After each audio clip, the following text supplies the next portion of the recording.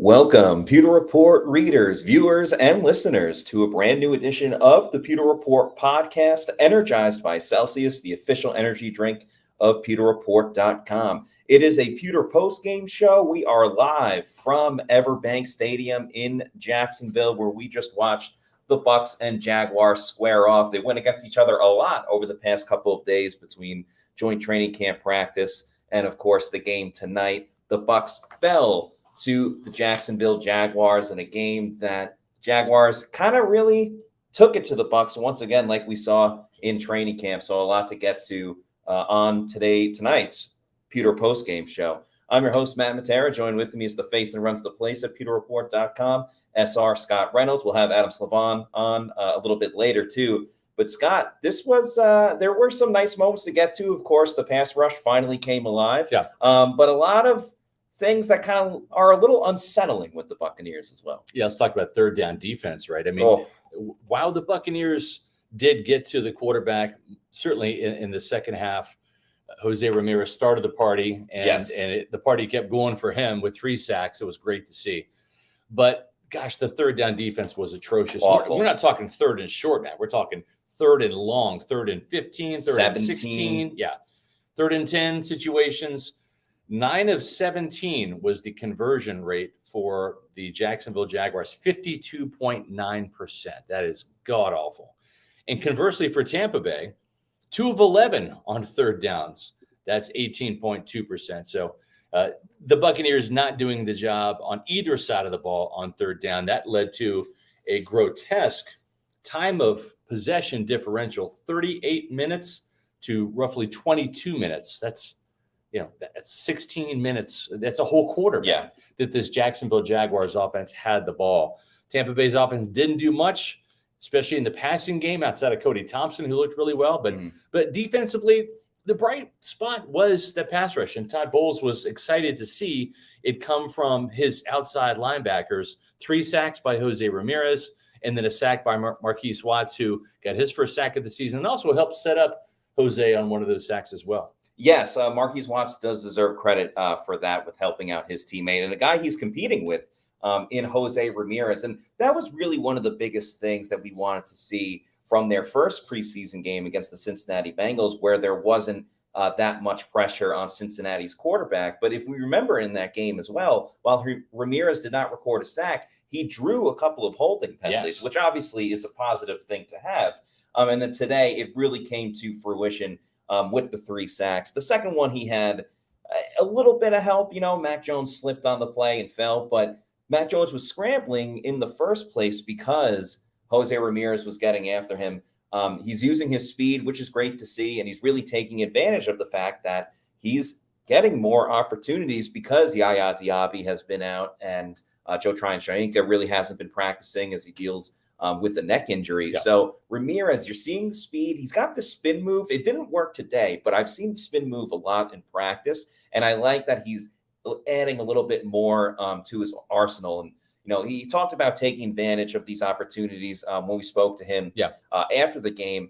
And he also gave a lot of credit to Tristan Wirfs and Luke Gedeke for really, helping to build him up and taking advice from the other guy. So on a night where the Bucs are finally letting go of Randy Gregory, that saga is done. That's true. Jose Ramirez pays homage to him in his time with the Bucs by getting a hat trick of sacks. So that was really good to see. The pressure overall, you're never going to be upset about 5 sacks, but you wish there was a little bit of something. And I guess maybe the secondary could be a little bit more to blame, but we can keep talking about Randy Gregory in terms of just these lapses on third down was really, really difficult to watch, especially because we saw it happen to the Bucs last season. Yeah. Too. And then really some news broke tonight. Randy Gregory is going to be released by the Buccaneers.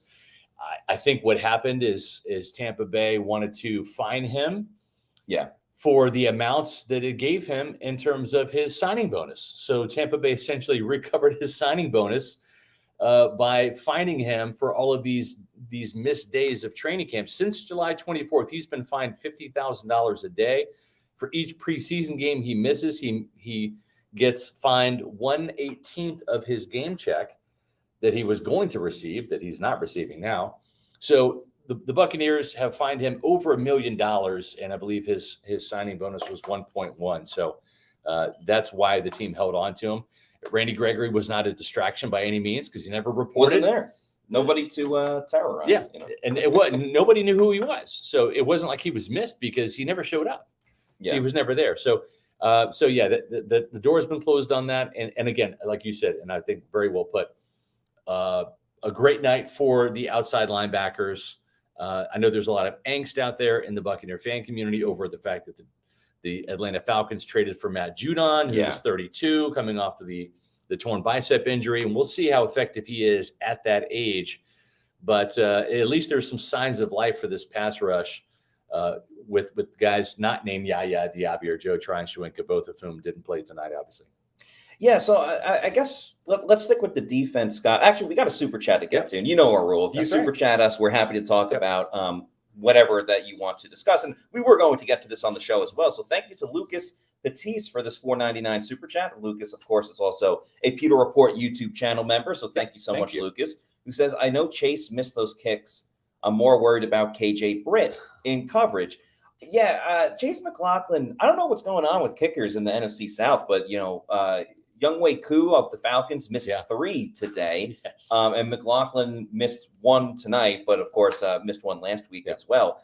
I don't think like the money is going to his head or anything by any means with that, considering that, he did get that contract this offseason.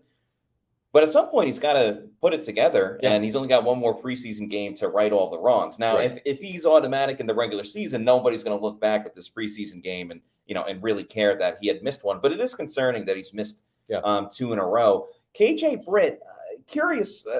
I can't wait to go back and watch this game and look at his coverage, in pass protection as well, because I think you can say, Scott, the whole pass coverage secondary. I know KJ Britt's an inside linebacker, but we saw it in the training camp practices with the Jaguars, and we saw it tonight. Nobody in the Bucs secondary is getting anywhere near the football except for the forced fumble after the receiver already had it. But I think there are some concerns with the backups in terms of overall, trying making plays because we didn't see it tonight at all. Yeah, and I tell you, somebody who's really good in coverage is Servassier Dennis. Yeah. He's probably their best inside linebacker, not Levante David, in terms of coverage. And he's out right now. He will miss next week's game as well. I can report that tonight. They're holding him out for the regular season. And, he just hasn't had a lot of playing time. I think that's the downside is he played in 1 preseason game last year and missed the last 2. The first one, too. So it wasn't even like it was as early as possible. Exactly. So he missed the last 2 last year with a hamstring injury. Now he's got another injury. It's upper body, and that's going to cause him to miss the entire preseason. That's not good for his development. But he probably is the best third down guy in terms of being able to blitz and cover. So you might see Todd Bowles platoon his inside linebackers again, and we'll see. Trolley Johnson with a super sticker. We appreciate that. Thank you, Trolley, very much. Jose Ramirez was double teamed a lot, still did good. Yes, he did. I thought he really was a little bit of a force to be reckoned with out there. And I thought he did some really good things in the run game as well. We've been kind of grouping Ramirez and Marquise Watts and Chris Braswell because they're the younger guys. Obviously, Braswell is a rookie, where the other 2 are second-year players. So within the discussion of that grouping, Ramirez has been the quickest off the ball, no question about it. And I think that led specifically, at least to 1 of his sacks tonight. And that's kind of the thing that intrigued me about Ramirez this year, and since he started playing well too, is yes, he has the speed, but what happens when he's going up against a bigger offensive lineman? Because he is considered a smaller edge rusher, kind of like a Shaq Barrett type. And sometimes I do worry that he's just going to get completely engulfed if it's a double team or a bigger offensive lineman, like I just mentioned. But that was no issue for him today. He's clearly a little bit quicker right now than Chris Braswell, who was very stout in the run game today and kind of piggybacking off of some good practices against the Jaguars in joint training camp. Marquise Watts gets that sack today as well. So this competition's great. They're not going to be able to keep everybody on the roster, but everybody has kind of had their moments here and there. And, Ramirez was shining the brightest tonight with those 3 sacks. So a huge step in the right direction for him. And, considering he was on the practice squad all of last year, it's great to see these guys, and Ramirez specifically, taking that next step forward. Yeah, I agree. And the interesting thing is this team, they might keep 6 outside linebackers. And the reason why they might do that this year, if they do that, they're going to keep 4 inside linebackers. And we haven't seen enough of Kalen Deloach making splash plays in special teams or on defense to maybe justify keeping him on the active roster. Yeah. We'll see. There's another game to be played. I think right now it's J.J. Russell, right? It's Servassier Dennis as the backups. It's K.J. Britt and obviously Levante David as the starters. So I think those 4 are set in stone in terms of the depth chart at inside linebacker. But because of the fact that the new kickoff coverage unit is like a defense rather than just running 40 yards down the field, you don't need those safeties and cornerbacks so much on the kickoff coverage to be able to cover 40 yards, right? Yeah. So we are seeing more defensive, ends or I should say outside linebackers on special teams. And Marquise Watts is a core special teamer. He is on punt coverage. He's on kick coverage as well. Kick coverage, kickoff. So he does some things well on special teams. And then you look at just the defensive performance that Jose Ramirez has had. They might keep both of those guys because of what they can do. And Marquise Watts, again, really kind of needed to come through and show he could rush the passer. Had a good sack and was half a second away from getting a sack. He was the setup man. And we talked to Yaya Diaby after the game, and he loved to see the bookends of Jose and Marquise kind of playing off each other and really forming a 1-2 punch at outside linebacker. And I'm excited to see what these guys can do in the 3rd preseason game, because we will see the starters. Yes. Probably just certainly a drive or two, maybe a quarter. Especially after what happened to John Wolford tonight. I don't know how rip-roaring ready to go Todd Bowles is with having Baker Mayfield out there for an extended period of time. Yep. Got another super chat. Thank you to Dre or MMDRE with this $2 super chat. Thank you very much. Who says, honestly, want to see more Ramon Jefferson over DJ. Yeah, I mean, in general tonight, really, both preseason games, the running game have really been great. Obviously, we all saw what they did against the Bengals. And then tonight, Bucky Irving was fantastic. He looks ready to go. He looks like a pro right away. Sean Tucker probably had the best run of the night with that cutback. But the way that things slowed down for Tampa Bay in that second half, and that the lead, well, they never had the lead, but the fact that their deficit started expanding more and more, the Bucs had a lot of 3-and-outs, no rhythm at all, and they kind of just abandoned the run because of it. So we didn't really get to see those, 4th and 5th string running backs that are, I don't know if they're going to really, they're not going to crack the 53-man roster, but there is a practice squad spot that, could be very valuable to them. And we didn't really get to see either of those guys too much. And I think partially was because the offensive line, at least the backups to the backups were pretty poor as well. But yeah, interesting observation. And thank you for the super chat. Yeah. And I'll say this too about the running game. Matt, how many times have we seen, due to a lopsided score, the defense not getting off the field, the offense not sustaining drives? We've seen before 16 carries in a game, right? We've seen it be lopsided where it's mostly pass to play catch up, et cetera, right? And what have we seen with 16 carries? We've seen 42 yards rushing. We've seen 48 yards rushing, maybe 36 yards rushing, right? Mm-hmm. We've seen maybe 50 yards rushing. We've seen, kind of a muted running game. But with these 16 carries tonight, 76 yards on the ground, Matt. They didn't have the opportunities, but the average is what is exciting, the 4.8 yard average. Now, again, the 21-yard run, that was another explosive run by Sean Tucker. That's good to see. It does kind of pad the average a little bit. But you mentioned Bucky Irving, 4.3 yards per carry, 6 carries, 26 yards. He had a 6-yard run. I like what I saw with this shiftiness, his quick feet. We also saw Cody Thompson get involved in the running game with a 12-yard end around. That still counts as part of the running game. Cody Thompson had a fantastic night as we transition kind of to what he was able to do in the passing game as well. He is earning himself a spot on this roster. He had a fantastic touchdown catch. And really credit Kyle Trask for throwing a pass into the end zone. I thought that was really important to see Trask tonight throw that pass in the red zone and be aggressive, because in all of his preseason games, and this is preseason game number 11 for Trask, he has 3 touchdowns coming into tonight. And then tonight, He throws the touchdown pass, avoids an interception. And I think that's a good step in the direction for him is to be a little bit more aggressive, not settle for the field goal, right?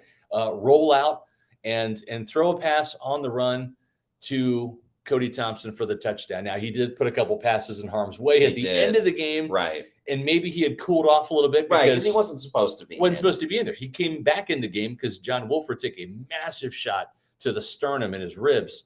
And Todd Bowles. Yeah, sorry. I was just going to say, Todd Bowles didn't really have too much of an update because it happened so late in the game. But it was a really rough night for third-string quarterbacks in this game because C.J. Beathard got knocked out of the game with a groin injury.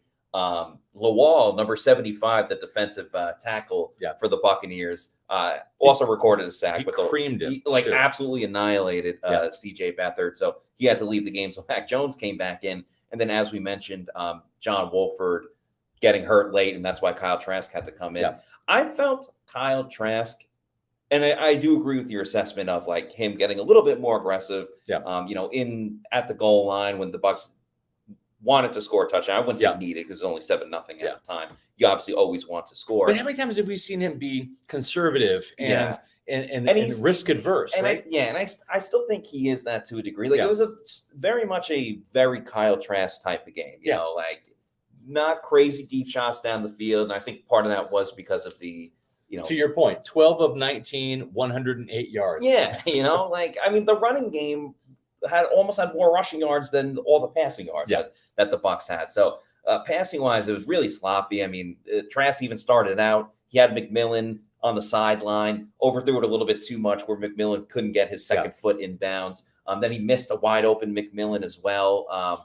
Where I think he let him too much, if I remember. So, Trask, for those moments, he was able to bounce back. The one good drive that the Bucs had, making that throw. And Cody Thompson, the chemistry between Kyle Trask and Cody Thompson, it's legit. We've seen it in practice. We saw it against the Jaguars in joint practice, and then we obviously saw it tonight. They got something cooking. I mean, obviously for the regular season, you don't really want to see Kyle Trask and Cody Thompson, but Thompson, with his role on special teams as well, is really making a name for himself. He's also a bigger receiver. He has a little bit more size, 6'2", 209 pounds. So and with Rakim Jarrett out and Cameron Johnson did not play tonight. I really thought he was. He was catching punts during warmups, but clearly, that was a fake out by the Buccaneers. I mean, Cody Thompson, and things are shaping up where he may get that last spot depending on how many receivers the Bucs decide to take. By the way, we got a super chat from Meets McGee. Thank you very much, Meets McGee, for this $2 super chat, who says, as John Gruden would say, Bucky got juice, man. Yeah. Happy birthday to John Gruden. This is his birthday today. That's right. So, happy birthday to him. To the Bucs coach who delivered the first Super Bowl. 11 more minutes. Yeah, exactly. So, I agree. He does have some juice. Again, gives me a little bit of Warrick Dunn vibes. He didn't have the elite speed that Warrick Dunn had. Obviously, Warrick Dunn was a first-round pick. Bucky Irving was a fourth-round pick, both for a reason. But the wiggle, the escapability, the vision, the timing, being able to just plant a foot and go and get upfield, very impressive for the little guy. And he shows the toughness to run between the tackles that Warrick Dunn had too. Everything that has been written up about Bucky Irving, like since the Bucs drafted him, like here's his skill set. This is what he's good. This is what he's good at. It matches the tape. Yeah, it absolutely does. And like everything that has been said about him, he is proving day in and day out and week in and week out. Just very decisive, quick cuts, difficult to take to the ground. I know we've kind of said this over and over, but he keeps doing it. If I'm Rachaad White, I'm looking over my shoulder a little bit because Bucky Irving is really, really taking it in stride in his time in the NFL. And it's been so brief. It's been 2 preseason games, but he looks comfortable. Yeah. He understands. He's playing a little special teams as well. So he's doing everything a little bit different. And he's cool, calm, collected. I think you can say that about him. I think you can say that about Tyke Smith. Yeah. Those two in particular really have just, really hit the ground running. McMillan had a good beginning to camp. I think he slowed down a little bit. And anyway, let's get to this super chat from KGH for Life. Thank you very much for the $5 super chat. Thank you, everybody, for these super chats. Yes. We understand it's late. It's Saturday night, and we appreciate all of you rocking with us for this Peter postgame show in the preseason. KGH for Life says, what's the point of alternating Barton and Hainsey? It's clear Barton is the better player, and the run game is better when he's in. It's a great question. I actually talked to Graham Barton about that tonight. So you're reading my mind here with a great super chat. Listen, I just want to say, you pewter people, and not just our channel members, we call them the pewter people as well, but just everybody who tunes into this podcast, we appreciate your knowledge. Yes. We appreciate, you obviously listen to what we say, the game, you watch the game. We're very appreciative of the football knowledge you bring to the conversation. Great questions, great comments. And this is a really good one here. And I asked Graham Barton this exact question. And I said, is it frustrating to have to alternate series with Robert Hainsey? I know that this is a competition and the team wants, to make sure that you are the guy. And he says, yeah, it is tough. It's tough to go out, especially when, if the defense can't get off the field, it's a long time before you're back on the field. And then you have to kind of, warm up again and stay warm and ready to go. But at the same time, he understands why they're doing it. This is a competition. Graham Barton will eventually be the starter.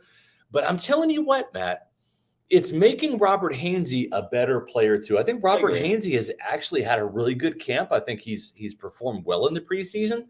And this is not necessarily a bad thing because center is an incredibly important position, right? As we saw when Robert Hainsey had to fill in for Ryan Jensen over the last 2 years.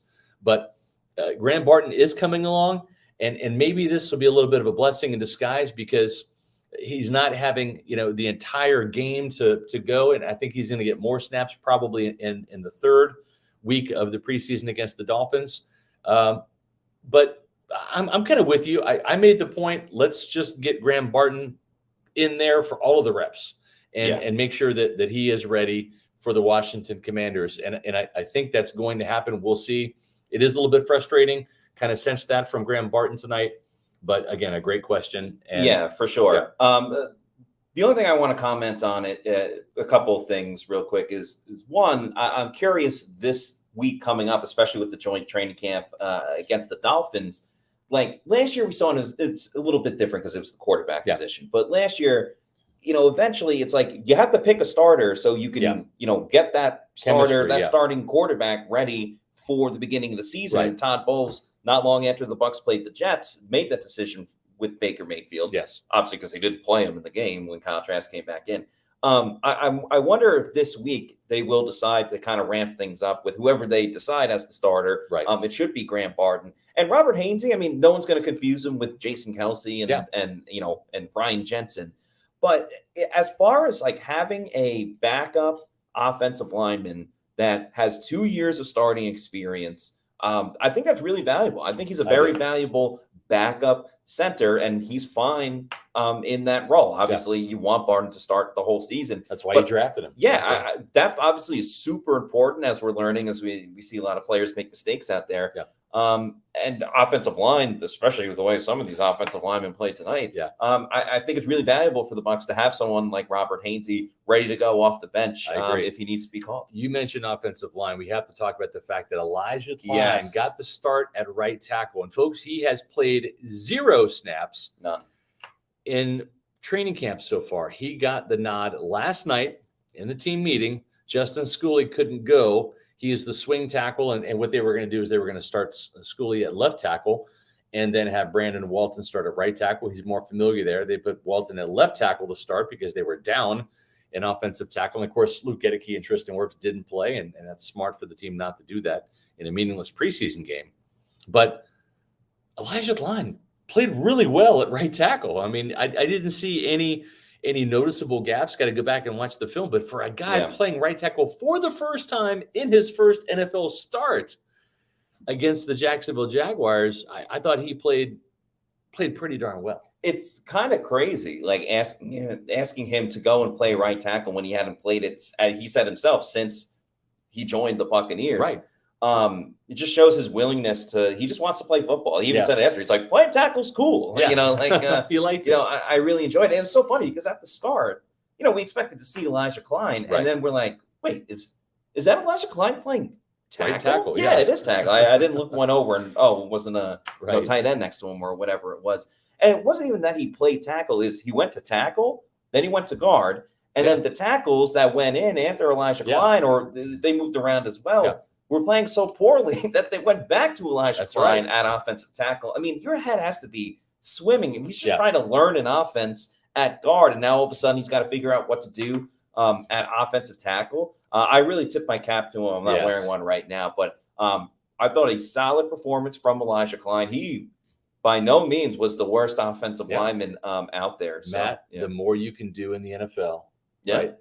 As a backup player at any position, the more you can do, the more you can help the team, the more positions you can play, the more valuable you become. And I thought that was really important to see. Thanks to Beats McGee for this $5 super chat. He says Cody Thompson got on the roster with a burglar mask. He stole a roster spot. It's looking good for him. Funny comparison. But I would say, though, he's really earned it. I'm calling him consistent Cody Thompson. He seems to make a play day in and day out. And I mentioned Jalen McMillan before, who, caught fire at the beginning of training camp, just balling out play after play. McMillan has slowed down a little bit. And, I'm not trying to be crazy negative about Jalen McMillan, but Cody Thompson has been, as Todd Bowles likes to say, steady Eddie, and just consistently going, moving, making plays. Obviously he does have the benefit of kind of going up against third and fourth string guys versus McMillan going up against first and second string guys. But I think Thompson has at least earned the opportunity to maybe get a rep or two against, some of the starters or whatever it may be, because he finds a way one way or another. And it wasn't just a touchdown. It was drawing a pass interference penalty as well, and making a couple of other catches. The end around for 12 yards. The end around too. So, versatility. We just mentioned it with Elijah Klein, but, it's happening with Cody Thompson too. That's right. Well, speaking of consistency, folks, you're going to find consistency with happy hours at Walk-Ons. That's right. They have happy hours Monday through Friday, 3 p.m. to close on Monday, Tuesday all day, including $5 Tito's. Wednesdays and Thursdays, they have 2 happy hours, 3 to 6 p.m. and 9 p.m. to close. And then Friday from 3 to 6. So that is a weekday happy hour galore right there. And you see the drink specials, $3 happy hour pours, $3.99 domestic pints, $4 house wine, $5.49 22-ounce domestic draft, plus a great selection of starters on their happy hour menu. And the great thing about Walk-Ons too is you can also hold your fantasy football draft at Walk-Ons and get fed like kings and queens. Cheeseburger sliders, boneless wings, chicken tenders. They have 3 locations at Lutz, Midtown Tampa, and Lakeland. And if you don't want to go to Walk-Ons to have your fantasy draft party, you want to do it at home, that's fine. Let Walk-Ons cater your fantasy football draft party at home. You can get Walk-Ons to go and get the same type of great menu items that you would find in the restaurant at your house. So it's a fantastic way to hold your draft party and to have some great happy hour specials throughout the week. Speaking of happy hour, you guys have made it a very happy hour every time we do the Pewter Report podcast, but we love the fact that our channel memberships are growing. We picked up some more channel members over the weekend. Greatly appreciate your support. If you want to take your support to Pewter Report to a whole new level, you can do so by becoming a channel member. We just had on Friday, our Pewter Insider exclusive Q&A. You guys can ask us questions. We'll answer them. We'll also offer some insight every Friday right before the game that we haven't really revealed during the week. So it's a great way for you to get even more content and more perks too, because there's loyalty badges, custom emojis, early access to our videos at different membership levels. Again, those exclusive Q&As, weekly shout outs to our members, which we're going to do on Monday as we get back to a Monday podcast at 4 o'clock.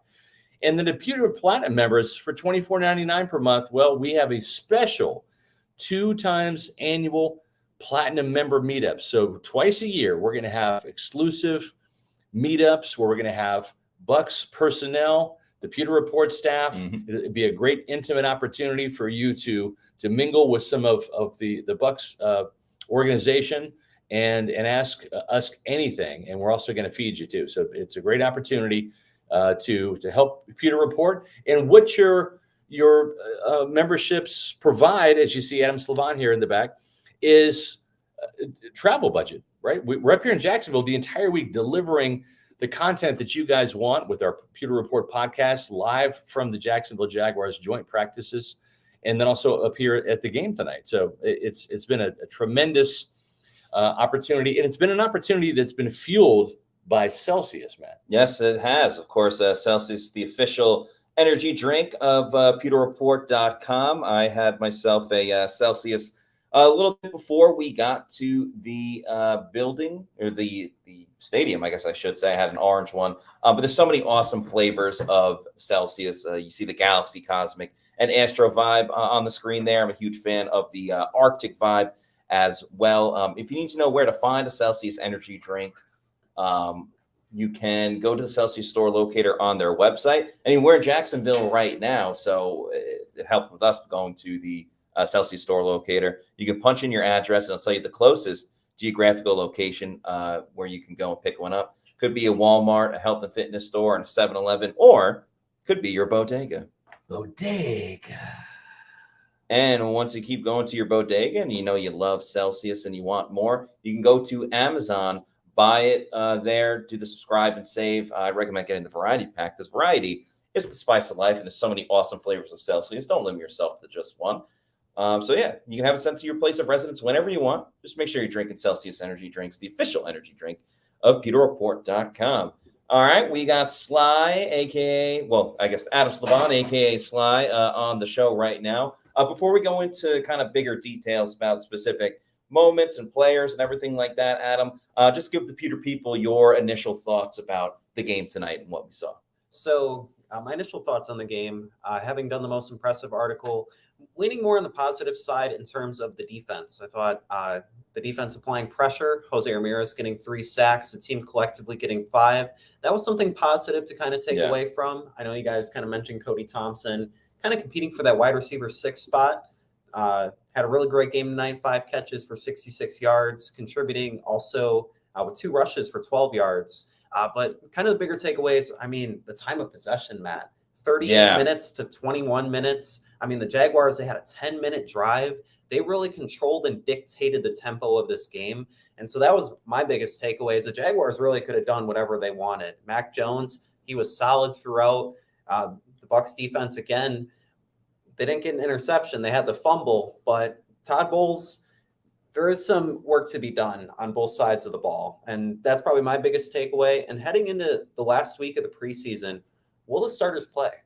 Yeah, I think they will end up playing a little bit. You know, Todd Bowles had already mentioned that that he's leaning towards playing a good amount of the starters in the 3rd preseason games. And I always kind of go back and forth with it because, years ago, the starters would play into the 3rd quarter. Now, that was when there was, 4 preseason games, and, the last one was just all the backups and stuff like that. But I do understand the importance of making sure everybody's healthy and preserved for the regular season. And I understand some people may get angry about these players are going to be so rusty when the regular season gets here, because you can practice as much as you want, but that in-game experience, especially for quarterbacks that have to deal with actually getting hit where they're not going to get hit in practice, you need that experience and reps as much as you can get. However, when all the teams across the league are also not playing that much, everyone's kind of on the same playing field. So I kind of like how other teams have done it. Like we saw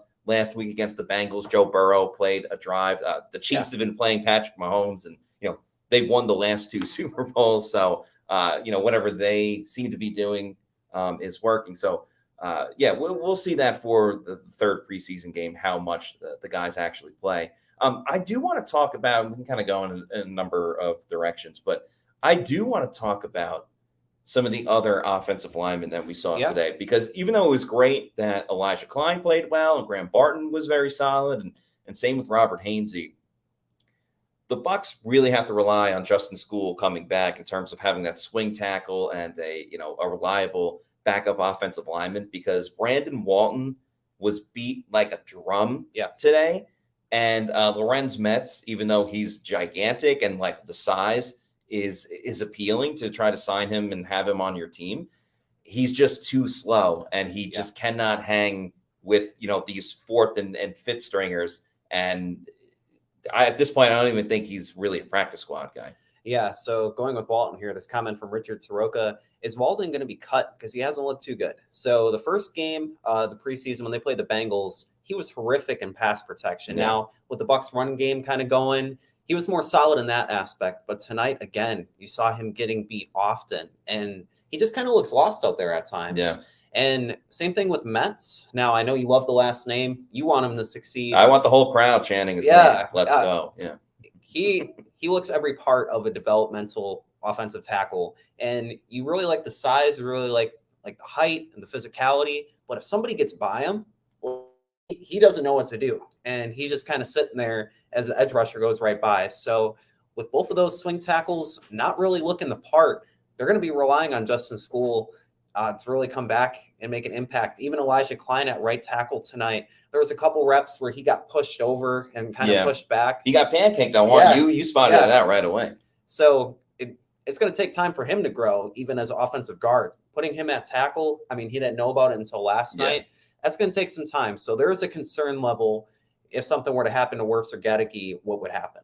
I do wonder with Klein if this was just kind of like a one-night thing because they really didn't have any other options, or if he will kind of get some more reps at offensive tackle. I guess we won't really find that out until the Bucs return to practice on Monday. They practice Monday, Tuesday, and Wednesday this upcoming week. Of course, big practice with the Dolphins as well. But I'm curious to see that. And because there was a lot of poor pass protection, especially in that second half, it just really stunted the overall rhythm and the flow of what the offense wanted to do, because John Wolford had no time to throw. Nope. There weren't really many receivers open when he was able to get the pass off. And the two biggest plays for John Wolford on the night were with his feet. He had, now one was called back. There was a holding penalty, but a run play that the Bucs would have scored a touchdown on. Wolford was like the lead.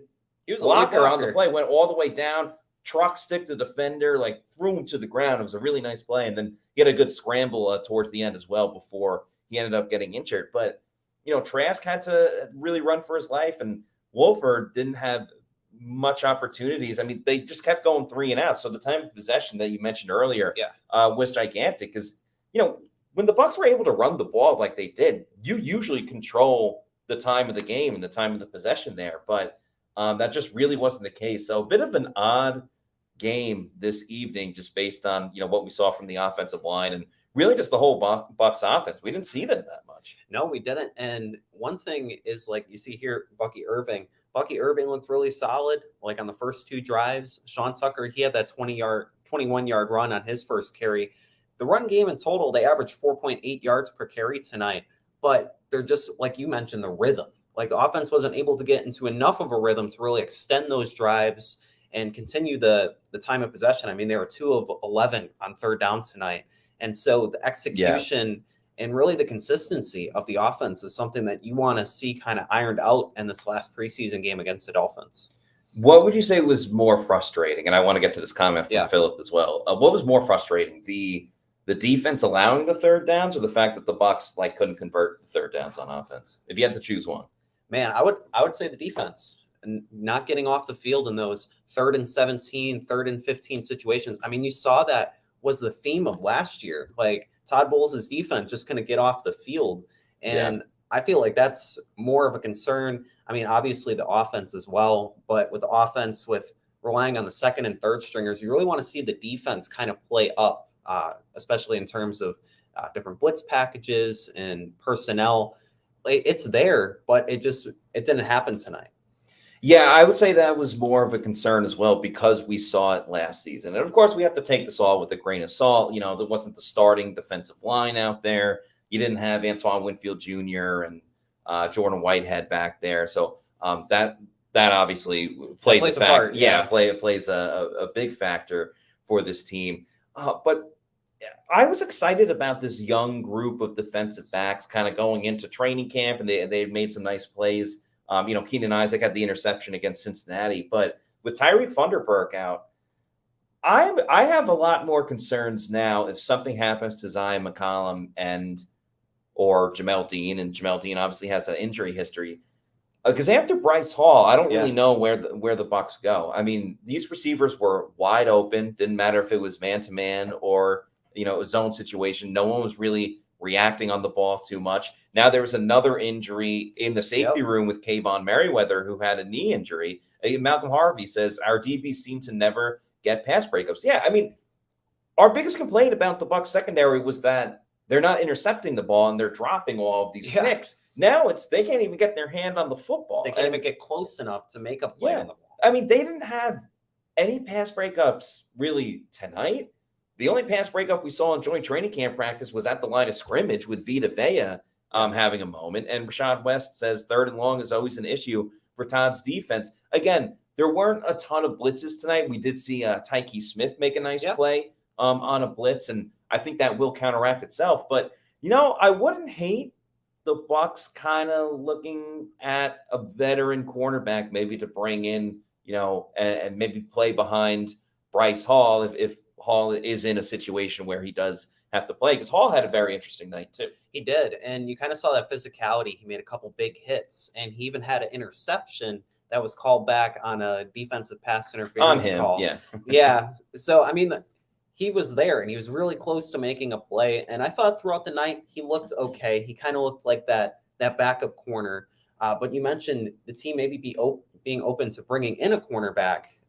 There's still a couple big names out there, and Patrick Peterson, Stephon Gilmore, and even Adoree Jackson. All three of those guys could be options to maybe consider. I mean, the Bucs have $22 million in cap room, and one of those guys on a 1-year, maybe veteran minimum, slightly above deal would solidify the cornerback room, bring in a mentor, and keep up the production, even if McCollum or Dean miss time, which maybe one of them is bound to. I mean, Dean, he struggled to stay healthy. It doesn't hurt. I know Todd Bowles likes to call the players, especially players in the secondary, like young pups and things like that. But occasionally you need an old dog, or something like that to kind of round out the room. And I think defensive back might be probably most important in that area. When it comes to the importance of getting Bucs news, of course, you got to go to pewterreport.com. And we've been asked before about having a Pewter Report app. We don't have a Pewter Report app, but you can get Pewter Report very quickly with the Autograph app. It's what you do already as a fan. You're reading blogs, you're listening to podcasts, watching us break down, tonight's game, and obviously all the live videos we do, and all these different stuff with the podcast. You can get it all in one nice format over on Autograph. The Autograph app is completely free and available on Android and iOS. It currently features the NBA, WNBA, MLB, the NFL, of course, fantasy football, and NCAA sports, with more sports on the horizon. It's co-founded by former Tampa Bay Buccaneer Super Bowl champion Tom Brady, and it's co-founded on the belief that the devotion should be rewarded and the future of fandom belongs to the fans. So you can read Pewter Report news, you can watch Pewter Report news, videos, and podcasts, and get rewarded in one free app if you sign up with Autograph using the promo code Pewter, that's PEWTER, to sign up with Autograph. Get that fandom going. Get all the Pewter Report news you can right with a click of the finger on the app over on Autograph. So shout out to Autograph. Get started today using the promo code Pewter. That's PEWTER. Yeah, Tyke Smith, and then we can kind of talk a little bit more about the offense, or we can really go in any direction. Tyke Smith, another solid performance. Still want him to intercept the football, but that's an issue with the entire Bucs team, not just Tyke Smith specifically. Really like what I saw with that blitz off the edge, chasing down Mac Jones, who was on the run a lot tonight. But once again, so far so good with Tyke Smith. Yeah, and it kind of continues what many Bucs defensive backs have spoken about Tyke Smith, and just being able to adjust to the NFL level. Tonight, he made a really good play, like you mentioned, on Mac Jones. It looked like Mac Jones was trying to scramble and go to the right, and Tyke Smith, with his 4.46 speed, he said no, and he chased him down pretty easily, stopped him for a 1-yard gain for Tyke Smith. After having 5 tackles in the preseason opener against the Bengals, he didn't play a lot tonight, but when he did, you kind of saw those flashes and that ability. Not really concerned with him. He seems like he gets it. He is a seamless fit in Todd Bowles' defense, and you kind of saw that tonight. Yeah, for sure. And thanks to Scott Federico, a Pewter Report, YouTube channel member who says, great coverage from Jacksonville this week, Pewter Report team. Thanks. With an emoji as well. Yeah, this has been, Scott. Yeah, thank you very much for the kind words, Scott. And this has been an awesome week. Got to see a new facility, a new stadium as well. I know this is for you and myself our first time at the Jaguar Stadium. And really important practices that the Bucs have had against the Jaguars. The game tonight, obviously not the result you wanted with the Bucs losing 20-7, but a lot to gain from it. A lot of, I think, storylines coming out of it, whether it's Cody Thompson, Elijah Klein, the outside linebackers kind of putting it together. I don't want Bucs fans to overreact because, there were a lot of annoying things that happened. The third down was atrocious, especially on defense, but pretty bad on offense as well. Some questions about the offensive line. But we know this is all about the starters. And so there's obviously a lot of key players and pieces that we wanted to address. And, that's why the title of tonight was about Jose Ramirez and the pressure finally coming from the Buccaneers, because those are guys that are going to, have an impact for the regular season too. One guy we didn't mention yet that I thought did a pretty good job tonight was Logan Hall. Logan Hall. Oh, by the way, Malcolm Harvey has a comment. Who was the guy who missed the sack on Mac Jones in the second quarter? I believe that was Vi Jones. Linebacker trying to make this team completely whiffed. Gave Mac Jones a nice little bump, like a little touch. Yeah, and I'm sitting next to Scott in the press box too, and Scott made a great point. Like, why is he going high? Like, you're not supposed to go high on the quarterbacks anyway, because that's when you get those helmet-to-helmet penalties and stuff when you hit the quarterback. But Logan Hall, I thought was pretty good. Pretty stout in the run game. Him and Braswell, as far as the guys that started the game tonight for the Bucs against the Jacksonville Jaguars, Logan Hall had some really nice moments, and he's trending in the right direction. I think he's building something okay. I'm not sold on Logan Hall yet by any means, but as far as like him getting better, I think he is growing in that department, and obviously that's important for the Bucs. Yeah, definitely. And you kind of want to see Logan Hall this year take those steps to maybe, if he's not a starting level defensive lineman, at least be that Will Golston kind of rotational defensive lineman. You saw him take those steps to make the most of his opportunities tonight. Along the same lines, I thought Ernest Brown and Lawal Uguak. Yeah, I don't really know how to say his last name. I'm just going to go with Lawal. Close enough. Number 75. He had his first sack. Kind of talked to Will Golston after the game on how Ernest Brown, Lawal did, and as well with Jose Ramirez. Of most note, he kind of talked about Jose Ramirez and obviously getting those 3 sacks.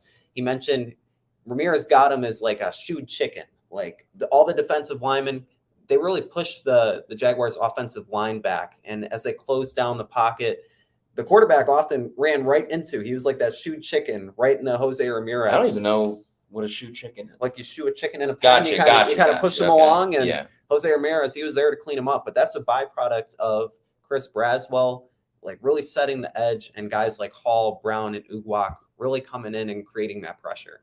Thank you to David Stacks, another Pewter Report YouTube channel member, who says, how do we feel about Javier Thomas giving up 2 touchdowns? There was a lot of discussion in the Pewter Report group chat of like, who allowed the touchdown? Of course, again, so frustrating when the Jaguars regained the lead with another touchdown, allowing it on such a long down and distance once again on third down. Thomas, and again, I need to go back and watch the tape because everything happened so quickly, and there's only so many, replays that we can go and really get. But it seemed like Thomas was trying to jump the routes a little bit on certain defenders, and with him creeping up, kind of opened up things, over the top and a little further back. So again, I want to go and watch the tape and kind of see really where there were some of the biggest mistakes. Thomas, he's been getting his hands on the football in practice, leading the Bucs in practice with interceptions. I'm not ready to, throw the book out on him just yet, but I think overall the secondary, outside of the fumble that was forced, a pretty sloppy job by the secondary and a lot to clean up. And I'm sure Todd Bowles, when there's meetings, tomorrow and over the next couple of days, may end up ripping into that room, because there were a lot of mistakes and a lot of things that need to be cleaned up. Thanks to Meets McGee for this $2 super chat. Really appreciate it. Says, did Isaac get targeted?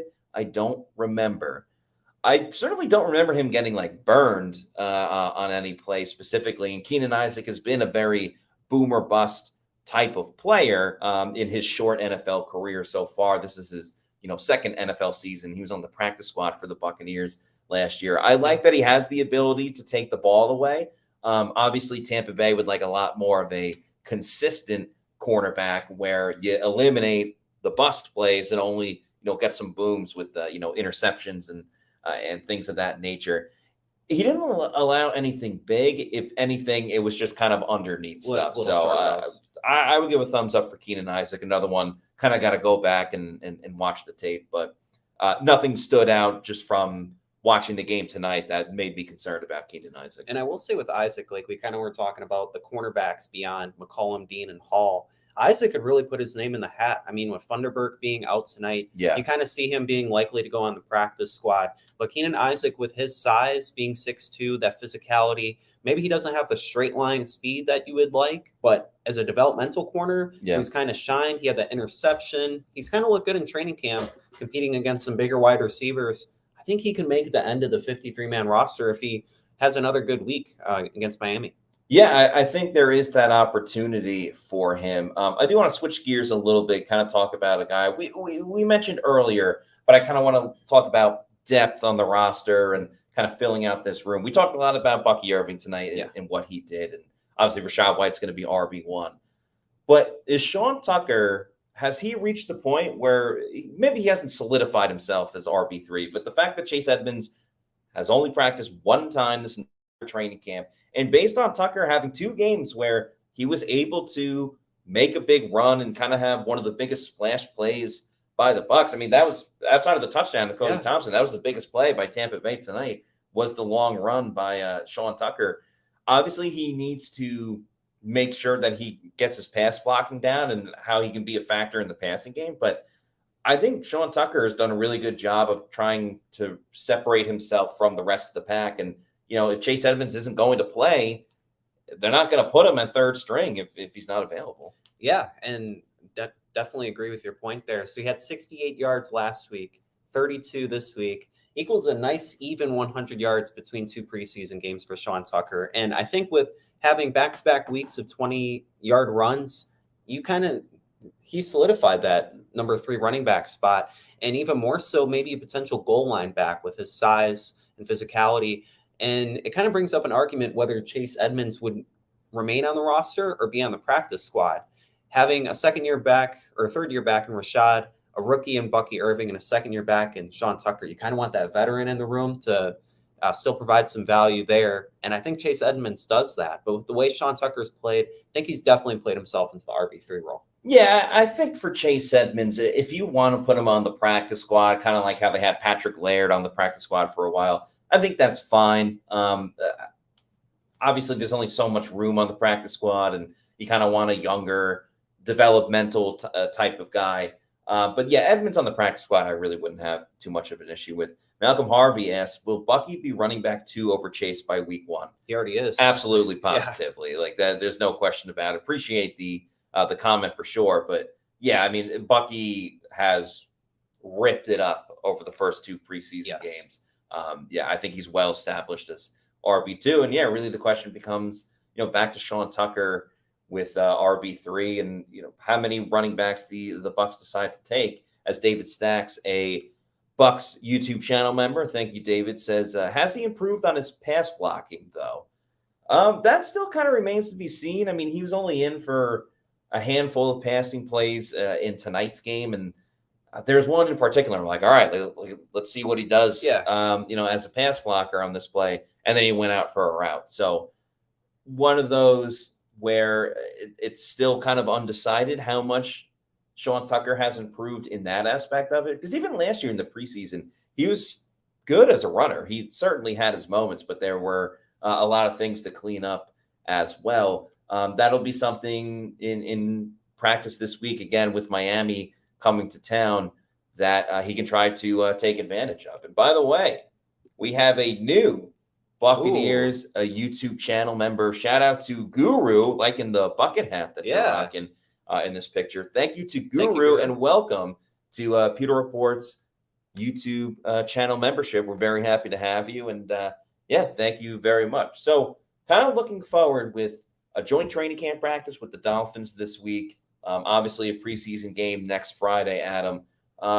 What should we be looking at? What should Bucs fans kind of be wanting to pay attention to a little bit more as we turn the page and look forward to a new week? Yeah, I think the first thing you got to look forward to is Tyreek Hill coming to town and going up against Antoine Winfield Jr. That might be a little storyline there. But in terms of the Buccaneers in the third preseason game, you kind of saw in the first game, they put the puzzle piece together of the run game. The second game tonight, you kind of saw the pass rush put it together. The third game with the starters going out there, you kind of want to see a little bit of both. You want to see the running game getting going before the regular season. Are they able to continue the efficiency with guys like Rachaad White and Bucky Irving? On the defensive side of the ball, Chris Braswell, he had a really good week this week in Jacksonville. Todd Bowles has spoken highly of him.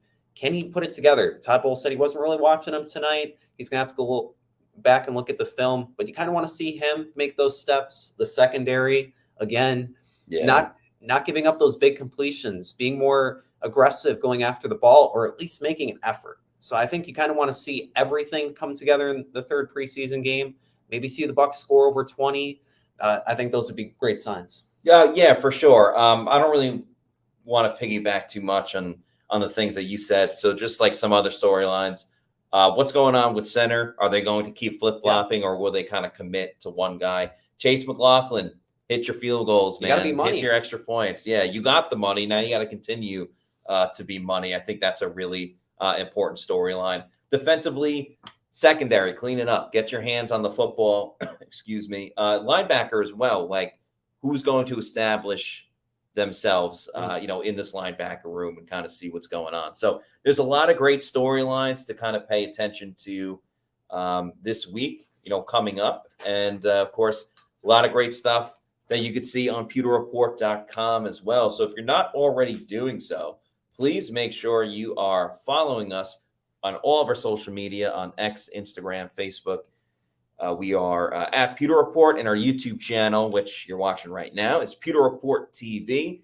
We do 4 podcasts a week. We do Pewter post-game shows once the game is done, after we speak to Coach Bowles and, a couple of the players. We got the Pewter Pulse. We got if you're a channel member, the live Q&As on Friday. So a lot of exciting stuff there if you want to be a Pewter Report channel member. And we got tons of great content coming up and continue to roll out on our social media, on our website, and of course on Pewter Report TV. So make sure you like, subscribe, follow as well, all that good stuff.